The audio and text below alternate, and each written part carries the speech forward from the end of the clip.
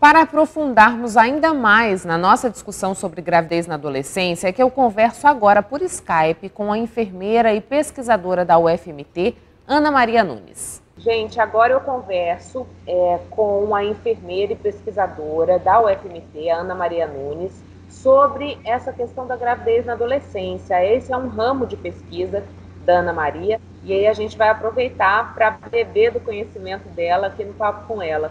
Ana, muito obrigada por aceitar o nosso convite para que a gente pudesse discutir essa temática que é tão recorrente tanto no nosso estado como no nosso país. Queria que você pudesse falar para a gente, Ana, nessa sua trajetória de pesquisa, o que você encontrou como sendo o fator principal que leva à gravidez na adolescência? Eu acho que uma coisa importante, né, da gente falar é que a gente não identifica um aspecto, né, mas vários aspectos.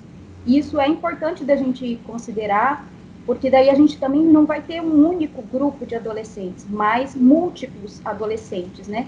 Múltiplas ocorrências de adolescência, a gente fala o ser adolescente, né? É muito complexo, muito amplo. O que as literaturas têm apontado para a gente é que a ocorrência normalmente é naquelas que iniciam precocemente a vida sexual, né? Aquelas que têm uma baixa escolaridade ou que têm uma condição socioeconômica baixa, vivem em ambientes de desestruturação familiar ou em contextos de muita violência, abusos, né, sexuais, de criminalidade.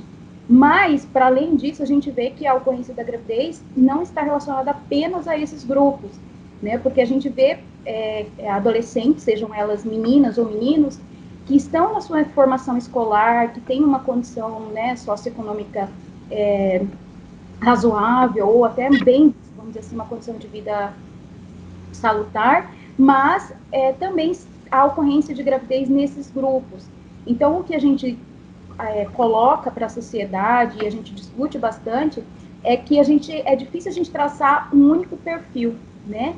Mas e isso é muito interessante também, porque a gente não pode homogeneizar o grupo de adolescência como fosse um único grupo, né?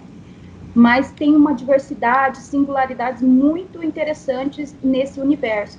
Porque quando a gente considera a adolescência de 10 a 19 anos, esse universo ele é muito amplo, né? Inclusive em termos etários, assim, da faixa etária. Então, aí comporta um número muito grande de características singularidades bem peculiares de cada um desses adolescentes. Ana, pensando nesses múltiplos grupos, digamos assim, né, de adolescentes que engravidam, como desenvolver políticas públicas para atingir todos esses nichos, digamos, de adolescentes que acabam caindo nessa questão da gravidez na adolescência, né? Como que se pensa diante dessa diversidade? Eu acho que o primeiro ponto é a gente pensar nessa diversidade, né? Porque a gente vê que as políticas, muitas vezes, elas se direcionam de uma forma muito homogênea, né? Então, determina alguns conjunto de ações para todos os adolescentes. Então, a primeira coisa eu acho que é isso, considerar esse universo, essa complexidade que é o ser adolescente e estar na fase da adolescência. E aí, depois disso, quando a gente rompe essa ideia de um pacote, vamos dizer assim, para todos, né, como se fosse todo mundo um grupo único, a gente pode pensar em estratégias que olhem para essa ampla variedade de adolescentes, né? Então, hoje, o que tem sido sinalizado nas literaturas e nas outras experiências, inclusive fora do Brasil, é que é importante o conhecimento do adolescente a respeito dos métodos contraceptivos, isso é importante. O acesso a ele, né, a esse conjunto de métodos também é extremamente importante, mas não só, né? Então, hoje vem sendo discutido a importância de auxiliar o adolescente no seu processo de comunicação, no seu processo de tomada de decisão, né?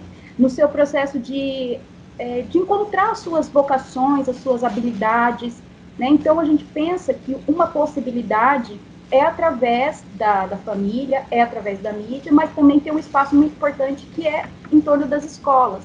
E aí eu não digo somente uma questão de orientação sexual para a vida sexual, que também é importante, mas trabalhar habilidades vocacionais, comunicacionais, de liderança, né? Inclusive de trabalhar com os adolescentes a questão de saber negociar com o seu parceiro a utilização de métodos, né, que eles considerem importantes. Então, muitas vezes a gente vê que há uma fragilidade nesse processo. Muitas vezes a menina ou o rapaz tem uma fragilidade em negociar com o outro, né, quais as preferências dela, quais as necessidades que ela tem também em torno da vida sexual e reprodutiva. Então, a gente entende que precisa de um conjunto de ações que ampare e auxilie esse adolescente para a tomada de decisão sobre todos os aspectos de sua vida, incluindo a sua vida sexual e reprodutiva. Nesse aspecto, então, Ana, é importante que a gente tenha uma tríade atuando com esses adolescentes: família, escola e poder público, seria isso? Sim, eu acho isso extremamente relevante, né? E aí incluiria mais a questão da mídia também, né? Dos meios de comunicação, que eu acho que é um espaço que o adolescente se utiliza muito e que pode ser um meio de informá-lo, né? Mas a gente faz uma crítica em relação ao que é consumido, né? Então eles também devem buscar fontes confiáveis, né? Fontes que tragam informações que são importantes para a vida da saúde deles de modo geral e a saúde sexual e reprodutiva também. A família nesse espaço também é extremamente importante para o diálogo, né, para estar aberta ao adolescente das suas necessidades. As políticas públicas também, né, e as escolas têm um espaço onde a gente encontra um grande número de adolescentes. Mas eu até queria salientar em relação às escolas que muitos adolescentes, e aí eu incluo meninos e meninas, estão fora do ambiente escolar. Então, há também que se pensar em estratégias que alcancem esses adolescentes, às vezes fora do âmbito das escolas, né? Porque alguns deles já não estão mais inseridos. Ana, a gente está falando aqui de gravidez na adolescência como se fosse um acidente, mas você me disse que na sua pesquisa você constatou aí um nicho de adolescentes que desejaram engravidar nessa fase da vida, né? Como que é isso? Fala um pouquinho disso pra gente. Então, os estudos anteriores, né, do grupo de pesquisa ao qual eu pertenço, já vinha demonstrando, né, que algumas delas desejavam essa gravidez. E aí foi o meu interesse de investigar um pouco mais, porque normalmente as orientações, as diretrizes para prevenção, né, e o controle do comportamento do adolescente para ele não engravidar. Mas como as pesquisas estavam apontando essa outra direção, e daí eu, né, tive interesse de buscar mais a respeito disso. Então, nesse conjunto de adolescentes que eu abordei, algumas delas manifestaram, sim, o desejo de engravidar. E aí, motivado por uma série de motivos, aos quais eu quis levantar, né, naquele momento.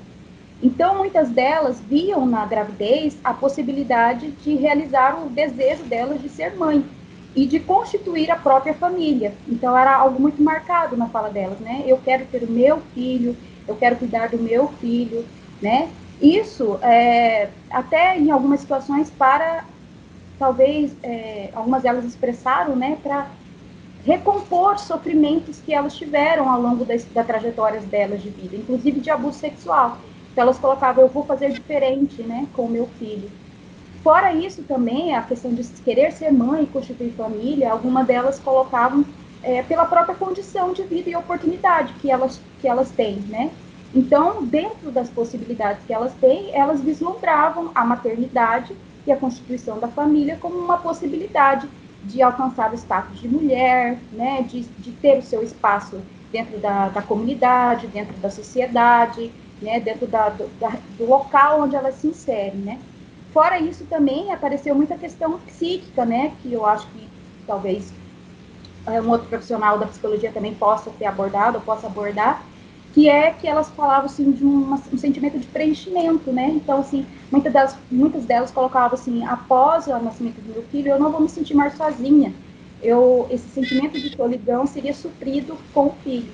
E uma outra coisa que apareceu significativa na pesquisa é que elas idealizavam, de uma certa forma, também, o que é próprio da característica da fase da adolescência. Então, muitas vezes, elas idealizam um processo de romance, né, de constituição da família, da materialização do filho. Mas quando isso se concretiza mesmo, elas veem as dificuldades que está envolvida em todo esse processo de ter filhos, de construir uma família. Então, às vezes esse aspecto mais idealizado, quando se confirma através do parto, elas, né, têm que reviver ou rememorar ou refletir sobre todo o processo delas, né? Então, a gente pode dizer que a maternidade, nesse aspecto, ela é vista como uma mudança de vida para tentar preencher vazios ou para mudar uma realidade sofrida daquela adolescente. E em alguns casos, sim. Em alguns Isso, casos, elas... só complementando a pergunta, nesse grupo de meninas que gostariam de engravidar na adolescência, que engravidaram na adolescência, a gente tem predominância de alguma classe social, por exemplo, ou isso também é pulverizado? Particularmente nesse estudo, eu abordei meninas de uma regional, né, de Cuiabá, pelo seu alto número de adolescentes, gestantes, né, e essa foi a escolha. Então, é um local de condições socioeconômicas baixa, né, e também foi estabelecido dentro da pesquisa que elas tivessem entre 15 e 19 anos, né? Porque a gente sabe que a ocorrência da gravidez para menores de 14 anos se caracteriza como crime, né? Então, assim, a outra questão ética na abordagem desse tipo de grupo. Então, a gente trabalhou com as de 15 a 19 anos propositalmente e trabalhamos com as que estavam nessa região que há o maior número de casos de gravidez na adolescência, né? E essa região, ela tem uma condição, né, de vida das pessoas mais baixa, né? Vamos dizer assim. E Ana, a gente fala das meninas que são aquelas que carregam esse bebê, que são aquelas que dão à luz, mas elas não fazem esses filhos sozinhas, né? Nós temos participação, muitas vezes, de meninos que estão na mesma faixa etária. Em alguns casos pode não ser dessa forma, mas acho que via de regra acaba sendo, né? Qual é o contexto para esses meninos, né? Foi uma coisa interessante, porque normalmente a gente pré-julga, vamos dizer assim, que vão ser meninos de idades superior ou bem mais, né, do que em relação à menina. Mas não era isso a ocorrência, né? Eles tinham em torno de 5, 6 anos a mais apenas em relação às meninas, né? E a gente observou que a forma como eles se relacionam, os posicionamentos dele, os pedidos dele também para ter o filho, é algo que influenciou bastante a decisão dela de ter também. Então, a gente percebeu que tanto a influência do parceiro aí, né, do namorado, porque muitas delas não estavam formalmente casadas, mas em união estável com os namorados, os parceiros, era muito determinante para elas optarem pela gestação também, já que era muito considerado o desejo deles também. E eles expressavam esses desejos de diferentes formas, falando diretamente ou às vezes até por gestos, brincadeiras diárias, pegando na barriga, insinuando que elas estavam grávidas, né? Então, isso foi compondo todo o cenário, assim, para elas também decidirem a opção, né, de ter filho. E além do companheiro, que foi extremamente importante nessa decisão dela de ter filho, na família, o papel da mãe também, né, que é extremamente importante.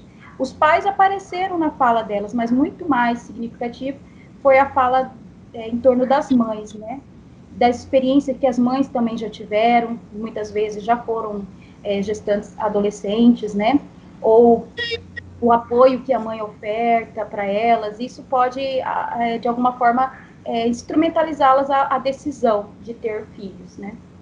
Aqui é importante também, Ana, a gente dizer que, embora esses adolescentes tenham muitas informações a respeito do que significa essa gravidez na adolescência, estar numa vida sexual cada vez mais cedo e sem a utilização desses métodos contraceptivos, principalmente o preservativo, expõe esses jovens a outros riscos, como a AIDS ou outras DSTs, né? Sim. Isso também é importante, né? Porque o foco sempre direciona muitas vezes para a gravidez, né? Mas o início da atividade sexual sem uma proteção, ela também pode gerar outros problemas de saúde, né? Inclusive as infecções sexualmente transmissíveis e incluindo o HIV/AIDS, né? Então, quando a gente fala do método, a gente orienta no sentido de tanto a possibilidade de prevenção na ocorrência da gravidez, mas também a proteção contra doenças que são transmitidas através do sexo, né? Que é uma coisa importante também. Ana, muito obrigada pela participação aqui no Papo com Ela.